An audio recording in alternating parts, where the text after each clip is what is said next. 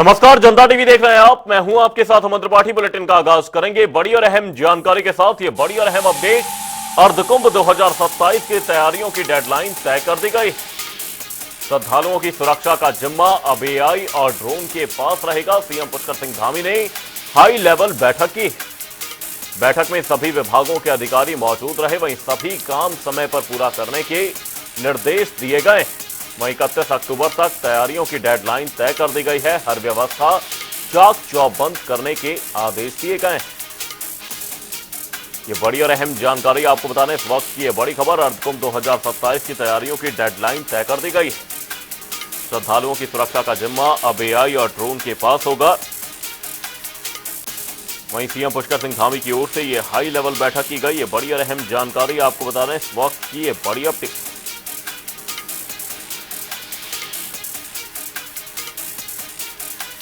20 करोड़ श्रद्धालुओं की सुरक्षा का जिम्मा अब एआई और ड्रोन के पास होगा। अक्टूबर तक काम पूरा करने के निर्देश जारी कर दिए गए हैं।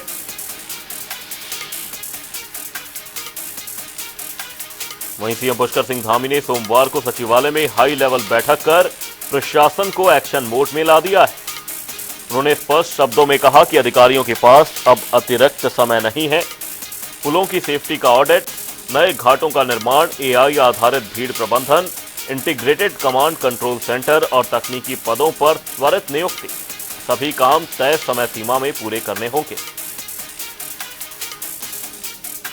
कुंभ शुरू होने से करीब 3 महीने पहले यानी कि अक्टूबर 2027 तक सभी इंफ्रास्ट्रक्चर प्रोजेक्ट पूरे करने होंगे। हरिद्वार के सभी पुराने और नए पुलों का सेफ्टी ऑडिट होगा। आईआईटी रुड़की जैसी संस्थाएं थर्ड पार्टी इंस्पेक्शन करेंगी। और इसी खबर पर तमाम जानकारी के साथ हमारे सहयोगी अरुण सैनी हमारे साथ जुड़े हुए हैं। अरुण, आपसे जानने की कोशिश करेंगे, अर्धकुंभ 2027 की तैयारियों को लेकर सरकार अलर्ट मोड पर है और यहां तक की तैयारियों की डेडलाइन भी तय कर दी गई है। क्या कुछ अपडेट, क्या कुछ जानकारी इस पूरी खबर पर? बिल्कुल, देखिए कुंभ मेला 2027 की तैयारियों को लेकर और जो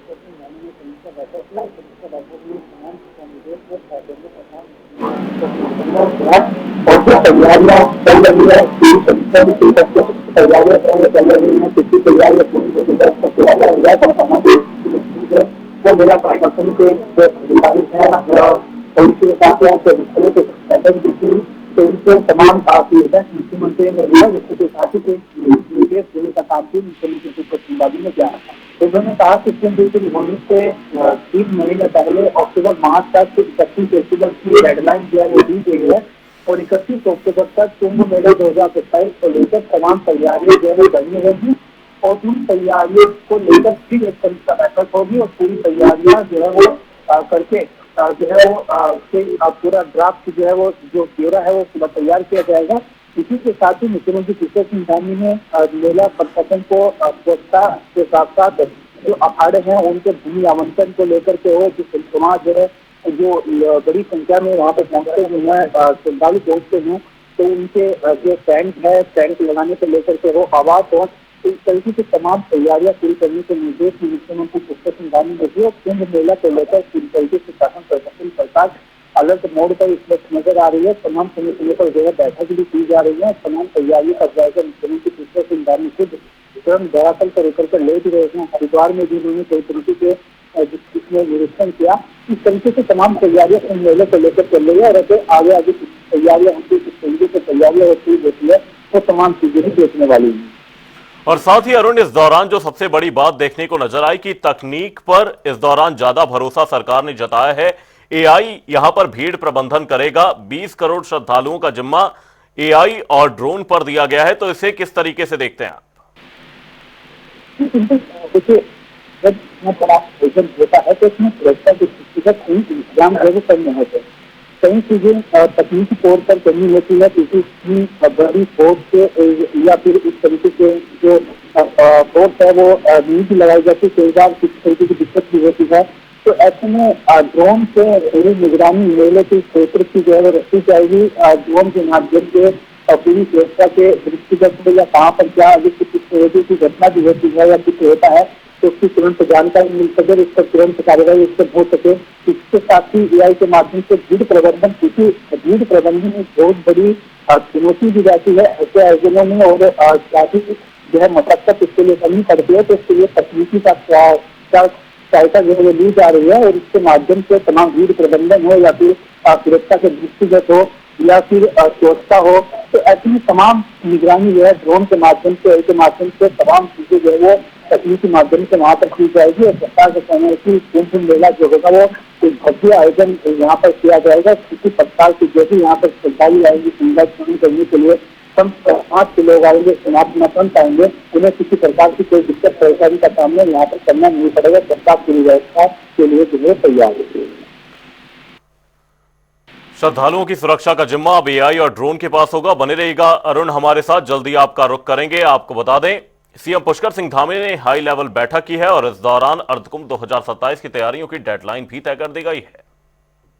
और रुख करेंगे अगली बड़ी खबर की ओर। इस वक्त की बड़ी और अहम अपडेट, ये बड़ी जानकारी सामने, बड़ी जानकारी आपको बता रहे हैं। 14 फरवरी को बीजेपी कोर कमेटी की बैठक प्रस्तावित है। नई कार्यकारिणी गठन के बाद ये अहम बैठक प्रस्तावित है। प्रदेश महामंत्री कुंदन परिहार की ओर से जानकारी दी गई है। राष्ट्रीय अध्यक्ष नितिन नबीन के निर्देश पर यह बैठक बुलाई गई। संगठन के अब तक के कार्यों की समीक्षा होगी। प्रदेश योजनाओं में संगठन की भूमिका पर चर्चा की जाएगी। 2027 चुनाव के रोड मैप और संगठनात्मक समीक्षा पर मंथन किया जाएगा। वहीं बैठक में जेपी नड्डा की मौजूदगी तय है। शीर्ष नेतृत्व के निर्देशों पर अमल किया जाएगा। संगठन को जमीनी स्तर पर मजबूत करने पर भी जोर दिया जाएगा। ये बड़ी और अहम जानकारी बीजेपी कोर कमेटी की बैठक को लेकर, ये बड़ी अपडेट सामने है। समय समय पर जब नई कार्यकारिणी बनती है तो निश्चित रूप से अनेक प्रकार की बैठकों का क्रम जारी होता है। तो इसी क्रम में कोर ग्रुप का बैठक होना भी एक महत्वपूर्ण बिंदु है। माननीय राष्ट्रीय अध्यक्ष जी की घोषणा के पश्चात पहली बार अपने प्रदेश में कोर ग्रुप की बैठक हो रही है।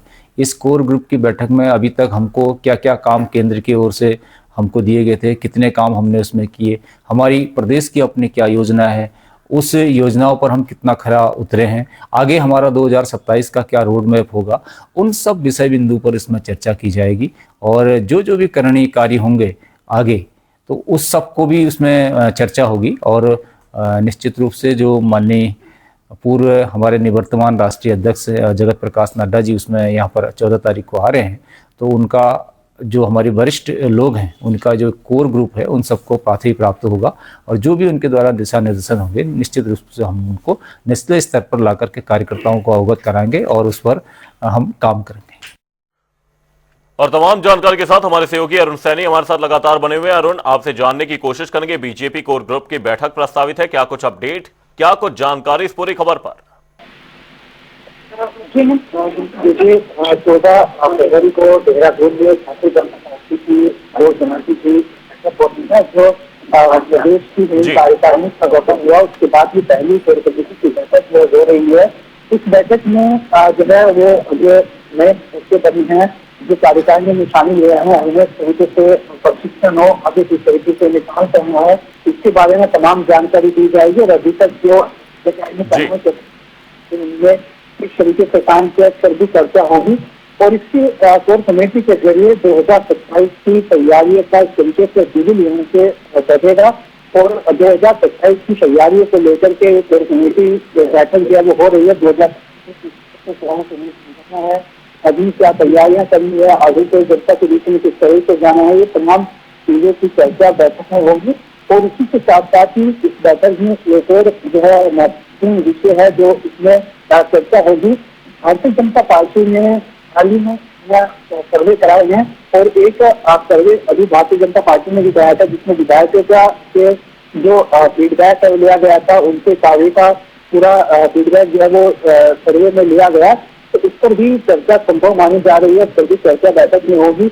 और वहाँ पर विधायकों का जो रिपोर्ट कार्ड है, जो सर्वे में आया है, जो फीडबैक मिला है, उसके जरिए किस तरीके की तैयारी आगे करनी, क्योंकि भारतीय जनता पार्टी हर चुनाव से पहले 2-3 सर्वे जो है जरूर कराती है।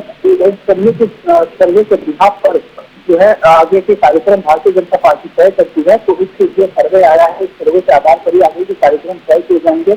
और इसी के साथ ही आने वाले चुनाव के लिए जेपी नड्डा या जो कोर कमेटी है वो यहाँ पे अच्छा मूल मंत्र जो है कार्यकर्ताओं के साथ तमाम चीजें। हालांकि इसके साथ भारतीय जनता पार्टी ने 2027 की को लेकर अपने समर्थन की है और पूरी तैयारी में भारतीय जनता पार्टी जो पूरी दिखाई दे रही है। शीर्ष नेतृत्व के निर्देशों पर अमल किया जाएगा। बहुत बहुत धन्यवाद अरुण तमाम जानकारी के लिए। आपको बता दें चुनावों के रोड मैप पर इस दौरान चर्चा होगी और साथ ही संगठनात्मक समीक्षा इस दौरान इस बैठक में की जाएगी। नई कार्यकारिणी गठन के बाद यह अहम बैठक प्रस्तावित है। और रुक करेंगे हरिद्वार से बड़ी और अहम जानकारी की ओर। यह बड़ी और अहम जानकारी हरिद्वार से सामने, बड़ी अपडेट आपको बता रहे हैं। हरिद्वार में शिव भक्तों का आवागमन शुरू हो गया है। कांवड़ में गंगा जल लेने श्रद्धालु पहुंच रहे हैं। निजी वाहन और ट्रैक्टर ट्रॉली से भक्तों के पहुंचने का सिलसिला जारी है। वहीं डीजे के साथ जत्थों में हरिद्वार आगमन देखा जा रहा है। 15 फरवरी को महाशिवरात्रि पर्व है और ऐसे में जलाभिषेक में 5 दिन बचे हैं। शिव भक्तों की सेवा में हरिद्वार पुलिस जुटी हुई है। वहीं सुरक्षा और यातायात व्यवस्था सुदृढ़ कर दी गई है। आने वाले दिनों में भीड़ के और बढ़ने की संभावना है। हर हर महादेव के जयकारे से माहौल भक्तिमय हो चुका है। हरिद्वार से ये बड़ी और अहम अपडेट आपको बता रहे हैं। इस वक्त की ये बड़ी जानकारी, हरिद्वार में शिव भक्तों का आवागमन शुरू हो गया है और ऐसे में श्रद्धालु कांवड़ में गंगा जल लेने के लिए पहुंच रहे हैं। निजी वाहन और ट्रैक्टर ट्रॉली से भक्तों के पहुंचने का सिलसिला जारी है। डीजे के साथ जत्थों में भक्तों का आवागमन देखा जा रहा है। 15 फरवरी को महाशिवरात्रि पर्व है और ऐसे में जलाभिषेक में सिर्फ 5 दिन बचे। हरिद्वार पुलिस जब भक्तों की सेवा में जुट गई है। सुरक्षा और यातायात व्यवस्था सुदृढ़ कर दी गई है। वहीं आने वाले दिनों में भीड़ के बढ़ने की संभावना जताई जा रही है। हर हर महादेव के जयकारे से माहौल भक्तिमय हो चुका है। वहीं हरिद्वार में शिव भक्तों के पहुंचने का सिलसिला जारी है।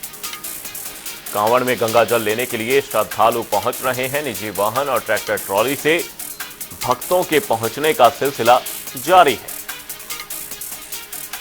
15 फरवरी को महाशिवरात्रि पर्व है और ऐसे में जलाभिषेक में सिर्फ 5 दिन बचे हैं और शिव भक्तों की सेवा में हरिद्वार पुलिस जुट गई है। सुरक्षा और यातायात व्यवस्था सुदृढ़ कर दी गई है। और फोन लाइन पर हमारे सहयोगी हर्ष सैनी हमारे साथ जुड़ गए हैं। हर्ष, आपसे जानने की कोशिश करेंगे महाशिवरात्रि के पर्व को लेकर हरिद्वार में भक्तों के पहुंचने का सिलसिला शुरू हो चुका है। क्या कुछ अपडेट, क्या कुछ जानकारी और प्रशासन द्वारा क्या कुछ व्यवस्थाएं इस दौरान की गई हैं? जी बिल्कुल अमन, मैं आपको बता दूं हरिद्वार में महाशिवरात्रि की तैयारियां जोरों पर हैं और साथ ही हरिद्वार में शिव भक्तों का जो जनसैलाब है वो धीरे धीरे बढ़ता जा रहा है। महाशिवरात्रि पर्व के नजदीक आते ही हरिद्वार में शिव भक्तों का भारी आवागमन जो हर साल होता है वो यहाँ पर शुरू हो गया है। वहीं कांवड़ यात्रियों ने गंगा जल भरने के लिए शहर में पूरी तरीके से अब डेरा डाल दिया है। निजी वाहनों, ट्रैक्टर ट्रॉलियों और डीजे की धुनों के साथ यहाँ पर शिव भक्तों का जत्था धरती माता को लगातार स्पर्श कर रहा है। हर हर महादेव और बोल बम के जयकारों के साथ हरिद्वार का वातावरण पूरे तरीके से भक्तिमय हो गया है। वहीं अगर बात करें तो 15 फरवरी को महाशिवरात्रि का पावन पर्व मनाया जाएगा, तो अगर आज से देखें तो तकरीबन जलाभिषेक के लिए मात्र 5 दिन ही बचे हैं, जिसको देखते हुए अब धर्मनगरी में आवाजाही तेज हो गई है। वहीं अगर प्रशासनिक दृष्टि से देखें तो हरिद्वार पुलिस की भक्तों की सेवा में यहाँ पर डटी नजर आ रही है। भक्तों को सकुशल उनके गंतव्य तक पहुंचाने के लिए हरिद्वार पुलिस को यहाँ पर प्रशासन की ओर से अलर्ट मोड पर रखा गया है। आने वाले दिनों में शिव भक्तों की संख्या बढ़ने की संभावना पूरी तरीके से यहाँ पर जताई गई है, जिसको लेकर ट्रैफिक व्यवस्था और सुरक्षा के पुख्ता इंतजाम लगातार यहाँ पर किए जा रहे हैं। वहीं एक शहर के अगर हर एक कोने से यहाँ पर शिव भक्तों की गूंज रही है। वहीं हरिद्वार इस समय भक्ति का जो भाव है और भगवान शिव का जो भव्य स्वागत स्थल यहाँ पर बन चुका है, जिसको लेकर महाशिवरात्रि पर्व को देखते हुए जिला प्रशासन ने अपनी तैयारी लगभग यहाँ पर पूरी कर ली है। वहीं साथ ही शिव भक्तों के स्वागत के लिए धर्मनगरी हरिद्वार को पूरी तरीके से स्वागत के लिए यहाँ पर धर्मनगरी हरिद्वार शिव भक्तों के लिए तैयार नजर आ रही है। अमन, वहीं साथ ही हर्ष, यहाँ पर आपसे समझने का ये भी प्रयास करेंगे भीड़ प्रबंधन इस दौरान प्रशासन के द्वारा किस तरह से किया जा रहा है, क्योंकि भीड़ प्रबंधन जब देखा जाता है तो इन समय भीड़ प्रबंधन की सबसे बड़ी दिक्कत हरिद्वार में नजर आती है। जी बिल्कुल अमन, मैं आपको बता दूं जिला प्रशासन की ओर से और साथ ही जो हरिद्वार के एसएसपी हैं परमेंद्र सिंह डोभाल, उनके निर्देश पर यहाँ पर जो रूट प्लान है वो पूरी तरीके से लागू किया गया है। जो ट्रैफिक का प्लान है, जो ट्रैफिक के जो आवाजाही होती है उसकी रोड अलग यहाँ पर बनाई गई है। साथ ही जो पैदल मार्ग है वो यहाँ पर रखा गया है। पैदल मार्ग से आने वाले जो भोले के भक्त हैं वो पैदल मार्ग से आराम से वहां पर निकल रहे हैं अपने गंतव्य की ओर। साथ ही गंगा जल लेकर अपने जहां भी उन्हें जाना है वो वहां पर जा रहे हैं जलाभिषेक के लिए। और साथ ही जो प्रशासन है, हर एक मोड़ पर पुलिस की पैनी नजर है, चप्पे चप्पे पर पुलिस को रखा गया है। साथ ही जाम न लगे, जाम को कंट्रोल कैसे करना है उसके लिए लगातार यहाँ पर जो ट्रैफिक पुलिस है, जो यातायात पुलिस है, वो यहाँ पर अलर्ट नजर आ रही है। और तमाम जो पुलिस है अलग अलग विभाग की, वो यहाँ पर पूरे तरीके से चप्पे चप्पे पर नजर बनाए हुए हैं। साथ ही भीड़ को किस तरीके से नियंत्रित किया जाए उसके जरिए यहाँ पर सीसीटीवी कैमरे से भी लगातार नजर रखी जा रही है। और संदिग्ध जो लोग हैं उनकी भी यहाँ पर पहचान की जा रही है। इसको लेकर किसी भी प्रकार की अगर आवाजाही यहाँ पर होती है, कहीं ना कहीं शिव भक्तों को किसी प्रकार की समस्या होती है, उसके लिए लगातार पुलिस अलर्ट है। लेकिन अगर जाम की बात करें तो जाम हालांकि लगता है हरिद्वार में, क्योंकि लगातार देहरादून से या अन्य जो क्षेत्र है, मेरठ, मुजफ्फरनगर, तमाम जो जिले हैं, तो वहां कहीं ना कहीं पूरे प्रदेश से ही और पूरे देश से ही यहाँ पर लोग आते हैं, तो जिसको लेकर लगातार पुलिस अलर्ट है। वहीं अगर व्यवस्थाओं की बात करें तो व्यवस्थाएं सुचारू रूप से यहाँ पर जारी है। और हरिद्वार पुलिस लगातार व्यवस्थाओं का जायजा भी अपने आप एसएसपी परमेश्वर सिंह डोभाल लगातार भी लेते हैं। हरिद्वार में शिव भक्तों का आगमन लगातार जारी है। बहुत बहुत धन्यवाद हर्ष तमाम जानकारी के लिए। निजी वाहन और ट्रैक्टर ट्रॉली से भक्तों के पहुंचने का सिलसिला जारी है। उत्तराखंड के मुख्यमंत्री पुष्कर सिंह धामी से मुख्यमंत्री आवास में केंद्रीय फिल्म प्रमाणन बोर्ड के अध्यक्ष एवं प्रख्यात लेखक गीतकार प्रसून जोशी ने शिष्टाचार भेंट की।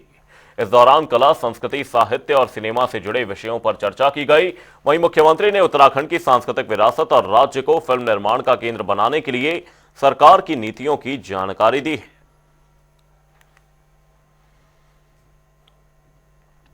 हरिद्वार के भगवानपुर में तेज रफ्तार डंपर ने बाइक सवार 2 युवकों को रौंद दिया। दोनों गंभीर रूप से घायल हो गए।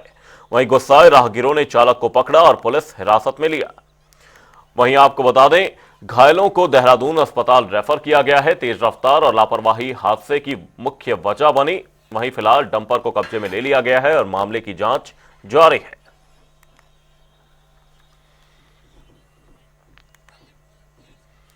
हरिद्वार के राधाकृष्ण मंदिर में यूपीसीएल के स्मार्ट मीटर जागरूकता शिविर में कांग्रेस कार्यकर्ताओं ने जोरदार विरोध किया। उन्होंने सरकारी अधिकारियों पर प्राइवेट कंपनी का प्रचार करने का आरोप लगाया और जनता से स्मार्ट मीटर नहीं लगवाने की अपील भी की। वरिष्ठ कांग्रेस नेता मनोज सैनी और युवा नेताओं ने कहा कि स्मार्ट मीटर से बेरोजगारी बढ़ेगी और लोगों को परेशानी होगी। जो स्मार्ट मीटर आपने देखा होगा, पहले भी जो इन्होंने जबरदस्ती लगवाए थे, वहाँ के लोग, वहाँ की जनता बहुत परेशान है। और आज जब हमें मालूम चला कि ये यहाँ पर इसका प्रचार प्रसार करने आए, तो हमारे जो कांग्रेस के साथी हैं, युवा साथी, वो सभी यहाँ आए और उसका विरोध किया। हमने कसम खाई है कि हरिद्वार में ये स्मार्ट मीटर नहीं लगने देंगे, ये अडानी का मीटर नहीं लगने देंगे। जिस धामी सरकार जन विरोधी फैसले ले रही है, मोदी सरकार भी जन विरोधी फैसले ले रही है। इनको ये नहीं पता कि पुराने मीटर में क्या कमी है और नए मीटर की क्या खासियत है।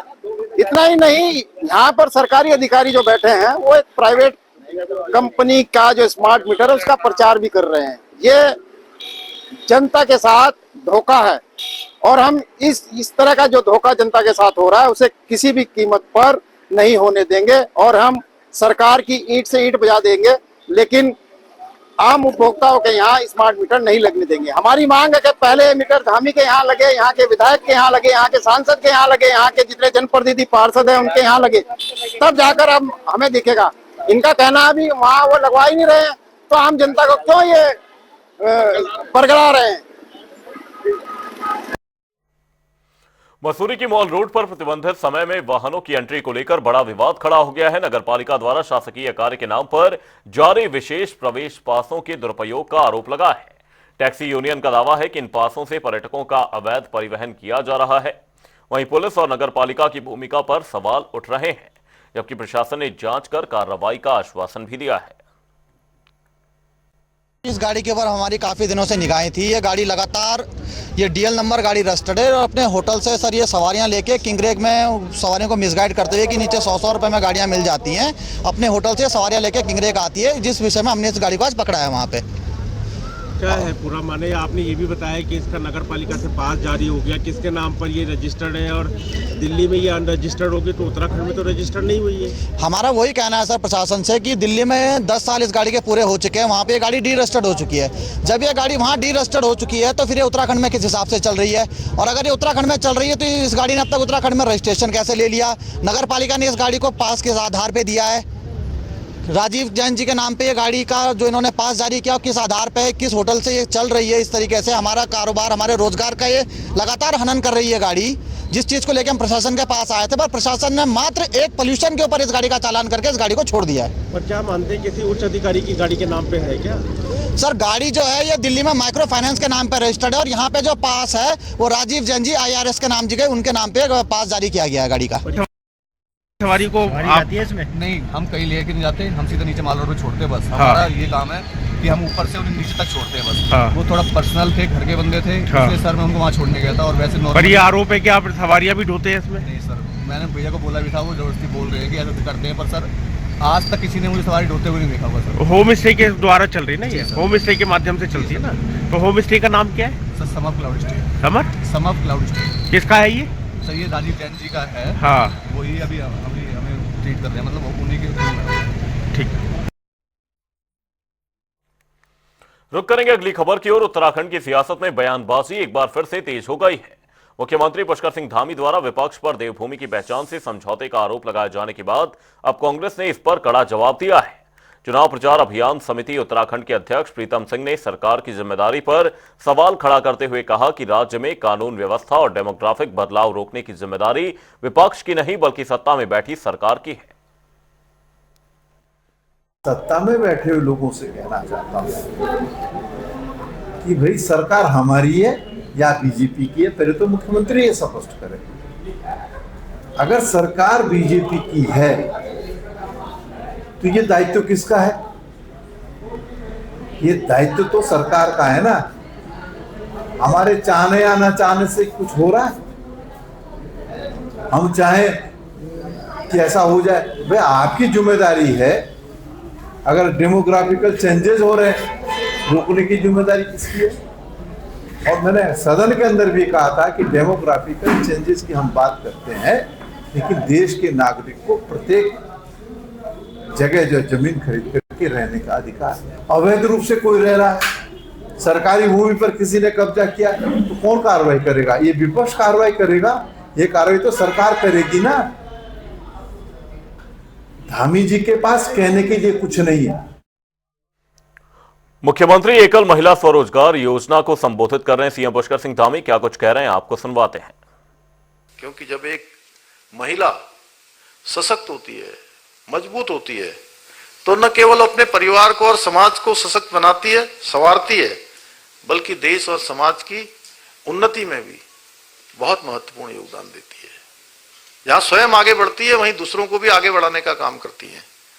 इसी क्रम को ध्यान में रखते हुए हम नारी शक्ति की सशक्तिकरण की दिशा में एक कदम उठा रहे हैं। मुख्यमंत्री एकल महिला स्वरोजगार योजना के अंतर्गत हम उन एकल और निराश्रित महिलाओं को संबल प्रदान करने का प्रयास कर रहे हैं जो जीवन की जिम्मेदारियां अकेले उठा रही हैं। और इस योजना के माध्यम से महिलाओं को उनकी रुचि और उनकी आवश्यकता के अनुसार स्वरोजगार या व्यवसाय शुरू करने के लिए अधिकतम 2 लाख रुपए तक की परियोजना स्वीकृत करने का प्रावधान किया जा रहा है, जिसमें 75% राशि हमारी सरकार के द्वारा सब्सिडी के रूप में, सहायता के रूप में प्रदान की जाएगी। और मुझे ये बताते हुए हर्ष हो रहा है कि आज इस योजना के पहले चरण में 6 जनपदों बागेश्वर, देहरादून, नैनीताल, पौड़ी, टिहरी और उधम सिंह नगर की हमारी 484 मातृशक्ति को, हमारी बहनों को पहली किस्त के रूप में 3 करोड़ 45 लाख रुपए की धनराशि सीधे उनके बैंकों में अभी ट्रांसफर हो गई है। जब आपको अभी आपका फोन बाहर मिलेगा तो उसमें आपका संदेश आपको प्राप्त हो जाएगा। ठीक है ना बैंक वालों? ऐसा तो नहीं है ना कि कहीं ऐसा ना हो कि मैं यहां से बोल रहा हूं और बैंक में पैसा नहीं गया है। चेक करवा लीजिएगा अभी है। और इसके साथ ही जो हमारे बचे हुए शेष 7 जनपद हैं उसकी 540 महिलाओं को भी लगभग 4 करोड़ रुपए इसी महीने के अंत तक या मार्च तक, जैसा अभी विभागीय सचिव ने बताया यहाँ पर, डीबीटी के माध्यम से उनके खातों में भी पहुंच जाएगा। और इस योजना में जो प्रावधान किया गया है, हमने जो विधवा हैं, परित्यक्ता हैं, तलाकशुदा हैं या किसी भी कारण से अकेले जीवन जीने को या भार उठाने के लिए मजबूर हैं, उनको ही नहीं बल्कि उसके अतिरिक्त जो एसिडिक किसी आपराधिक घटना की पीड़ित बेटियों के साथ ट्रांसजेस्टर को भी उसमें शामिल किया गया है। मेरा मानना है कि ऐसी महिलाएं सहानुभूति की नहीं बल्कि अदम्य साहस की जीवंत मिसाल होती है। हम उनके साथ खड़े होकर उनके कदम से कदम मिलाने का काम कर रहे हैं, उनके साहस को और बल देने का काम कर रहे हैं। मुझे पूरा विश्वास है कि ये योजना हमारे प्रदेश की मातृशक्ति को न केवल आगे बढ़ने का अवसर देंगी, आर्थिक रूप से न केवल सशक्त बना, अधिकारों और सम्मान की रक्षा के लिए भी उनके अंदर और आत्मबल पैदा करेंगी, उनको हर दृष्टि से साहस प्रदान करेंगी। हमारी सरकार का यह भी मानना है कि नारी केवल परिवार की धुरी नहीं है बल्कि वे समाज की और राष्ट्र की आत्मा है।